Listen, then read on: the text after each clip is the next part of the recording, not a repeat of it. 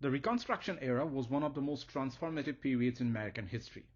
Emerging from the ashes of the Civil War, the United States faced the monumental task of reunifying a divided nation, addressing the profound legacies of slavery and redefining the meaning of citizenship and democracy.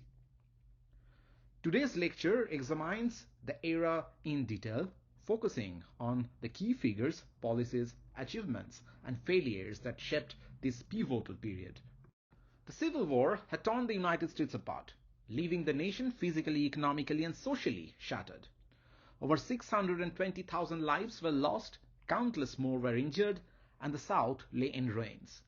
Entire cities such as Richmond and Atlanta were decimated, and the region's economy, which had been entirely dependent on enslaved labor, was paralyzed.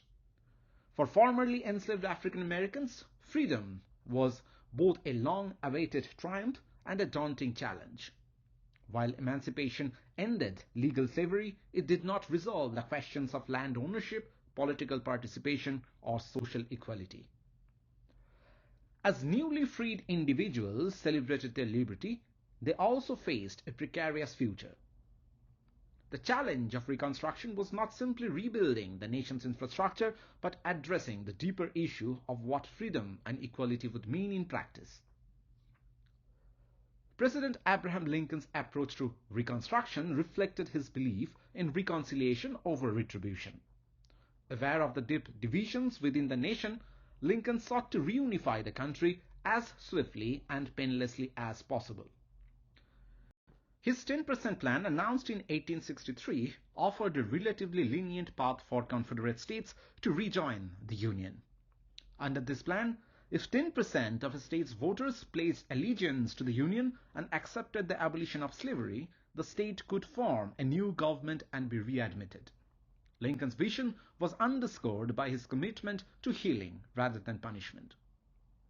This emphasis on forgiveness, however, alarmed radical Republicans in Congress, who sought a more transformative and punitive approach to Reconstruction. Lincoln's assassination on April 14, 1865, abruptly ended his leadership. The task of Reconstruction fell to his successor, Andrew Johnson, a figure whose policies and personality would profoundly shape and ultimately hinder the process. To understand Andrew Johnson's approach to Reconstruction, one must first examine his background and rise to power. Born on December 29, 1808 in North Carolina, Johnson grew up in poverty. His father, a laborer and innkeeper, died when Johnson was just 3 years old, leaving the family destitute. As a young boy, Johnson was apprenticed to a tailor, a trade he pursued while teaching himself to read and write, a testament to his ambition and resilience. Johnson's early life instilled in him a deep mistrust of elites, particularly Southern planters, whom he viewed as the architects of inequality. Moving to Greenville, Tennessee, Johnson built a successful tailoring business. He quickly became involved in local politics, aligning himself with the Democratic Party and championing the interests of poor whites. His populist rhetoric and advocacy for working-class Americans earned him popularity, and he rose through the ranks, serving as a state legislator, congressman, and eventually governor of Tennessee. During the Civil War, Johnson's political fortunes took an unexpected turn. Despite being a Democrat and a Southerner, he remained loyal to the Union, becoming the only Southern senator to reject secession. This loyalty earned him the admiration of President Lincoln, who appointed him as the military governor of Tennessee in 1862. Johnson's staunch unionism made him an ideal running mate for Lincoln in the 1864 presidential election, where the National Union Party sought to appeal to both Republicans and war Democrats. When Lincoln was assassinated, Johnson ascended to the presidency under extraordinary circumstances. His background as a self-made man and his unionist credentials initially gave him broad support. However, his deep-seated racism and rigid personality would soon alienate allies and derail his presidency. Johnson's vision for Reconstruction, often called presidential Reconstruction, was shaped by his belief in states' rights and his aversion to federal intervention. His policies reflected a desire to quickly restore the Union without fundamentally altering Southern society. Johnson offered generous pardons to most ex-Confederates, allowing them to reclaim property and political power. He required Southern states to abolish slavery and repudiate secession, but imposed a few other conditions. Johnson's leniency emboldened Southern legislatures to enact black codes, laws designed to restrict the freedoms of African Americans and maintain a racial hierarchy. These codes varied by state but generally denied African Americans the right to vote, own firearms, or testify against whites in court. In Mississippi, for example, African Americans were required to sign annual labor contracts, and those who refused could be arrested and forced into unpaid labor, a clear attempt to recreate the conditions of slavery. The black codes outraged Northern Republicans who viewed them as a betrayal of the Union's victory and the sacrifices of the Civil War. Johnson's vetoes of key civil rights legislation, including the Civil Rights Act of 1866, further deepened the rift between the President and Congress, setting the stage for a constitutional crisis. Johnson believed that the Southern states should decide how to treat their own people without interference from Washington. Johnson's veto sparked a major conflict between the President and Congress. Congress, especially the radical Republicans, strongly disagreed with Johnson's leniency. They believed that the South needed to be radically transformed to ensure equal rights for black Americans, and they also frustrated by Johnson's veto. Congress overrode Johnson's veto of the Civil Rights Act, a rare move showing their strength and commitment to civil rights reform. By 1866, it was clear that Johnson's approach to Reconstruction had failed to protect the rights of African Americans or address the root causes of the South's rebellion. Radical Republicans in Congress, led by figures like Thaddeus Stevens and Charles Sumner, sought to impose a more rigorous and transformative program. The Reconstruction Acts of 1867 marked the beginning of Congressional Reconstruction, also known as Radical Reconstruction. These acts divided the South into 5 military districts, each overseen by a Union general. Southern states were required to draft new constitutions guaranteeing African American suffrage and to ratify the 14th Amendment, which granted citizenship and equal protection under the law to all individuals born in the United States. Radical Reconstruction represented an unprecedented effort to reshape Southern society. African Americans, many of whom had been enslaved just years earlier, began participating in political process. Freedmen's conventions, often held in churches, became centers of political organization, and black leaders like Hiram Revels were elected to Congress. The Freedmen's Bureau stands as one of the most ambitious federal initiatives of the Reconstruction era, a program designed to address the complex aftermath of the Civil War. Its wide-ranging efforts, successes, and ultimate limitations offer a window into the challenges of rebuilding a fractured nation. The Freedmen's Bureau was not merely a relief agency. It represented an unprecedented federal intervention in the lives of millions. Beyond distributing food and clothing, it took on responsibilities such as land redistribution. Early in its operation, the Bureau attempted to redistribute confiscated or abandoned lands to freedmen under the slogan 40 acres and a mule. While this initiative held great promise, it ultimately failed when President Andrew Johnson, favoring leniency towards former Confederates, ordered the return of most lands to their pre-war owners.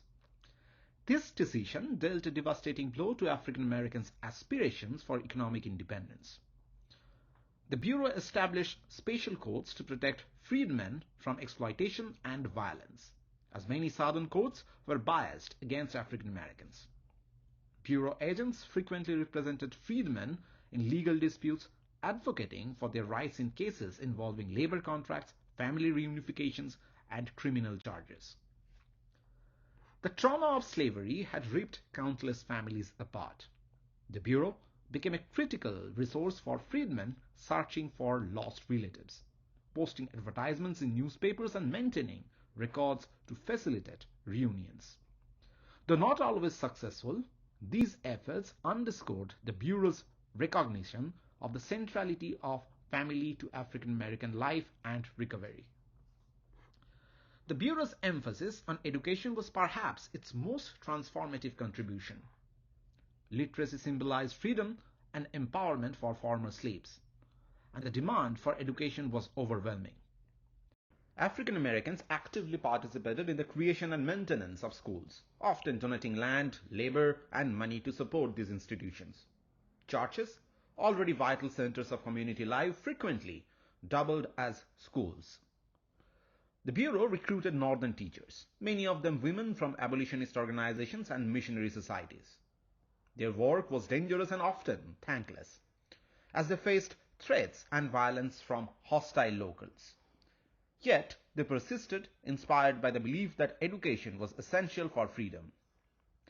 By the end of Reconstruction, an entire generation of African Americans had gained basic literacy, and many emerged as teachers, ministers, and community leaders. Institutions like Howard University and Fisk University became pillars of African American higher education, fostering leaders such as W.E.B. Du Bois, who would later champion civil rights. Despite its lofty goals, the Freedmen's Bureau was plagued by systemic challenges. Congress provided minimal resources, forcing the Bureau to stretch its limited budget across vast regions. This underfunding hampered its ability to hire enough agents or sustain long-term projects. The scale of the post-war crisis was immense.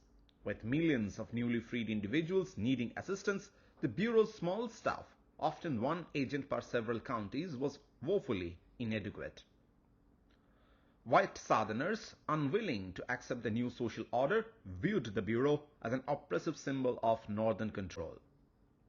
Violence against Bureau agents and freedmen escalated, with schools burned and teachers threatened by groups like KKK. Southern legislatures also passed black codes, restrictive laws designed to maintain white supremacy and limit African Americans' freedom, undermining the Bureau's work.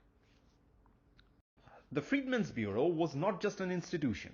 It was a collection of human stories that illustrate the complexities of Reconstruction. In a small Mississippi town, a freed woman named Fannie Smith established a school with Bureau's support.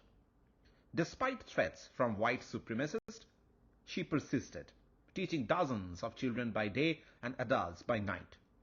Her courage exemplified the Bureau's partnership with African American communities. One overlooked aspect of the Bureau's work was assisting freedmen in writing letters to loved ones. These letters, often dictated to Bureau agents, carried heartbreaking requests for reconnection. One of the most revolutionary aspects of Reconstruction was the emergence of African Americans as active participants in the political process. For the first time in American history, formerly enslaved men exercised the right to vote, hold office, and shape public policy. This transformation was made possible by the 15th Amendment, ratified in 1870, which prohibited the denial of voting rights based on race, color, or previous condition of servitude. African Americans held local, state, and federal offices during Reconstruction. Between 1869 and 1877, over 600 African Americans served in southern state legislatures and 16 were elected to Congress. Hiram Revels, a minister and educator from Mississippi, became the first African American senator in 1870, filling the seat once held by Jefferson Davis, the former president of the Confederacy.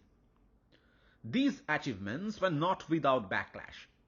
White supremacist groups, often with the support of local authorities, used violence and intimidation to suppress black political participation.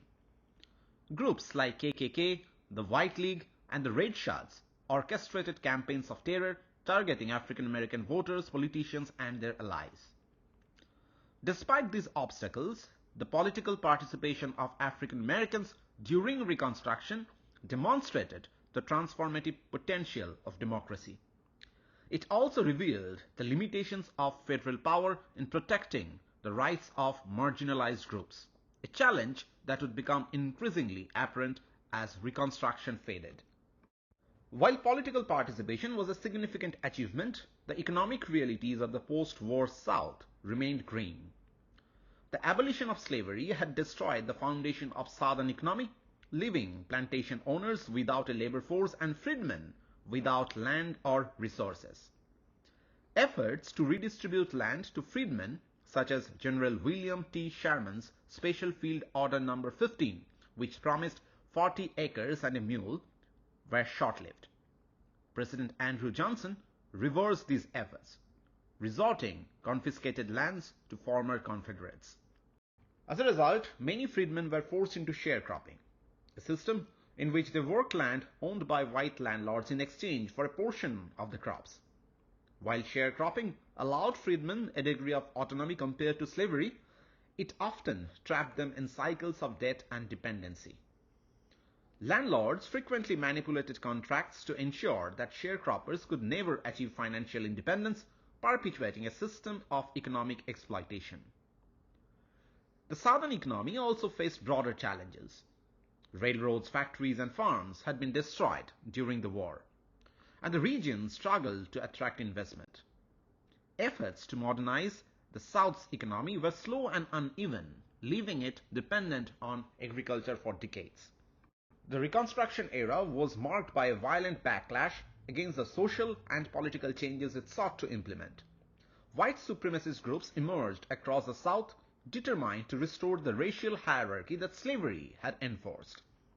The KKK, founded in 1865 in Tennessee, became the most infamous of these groups.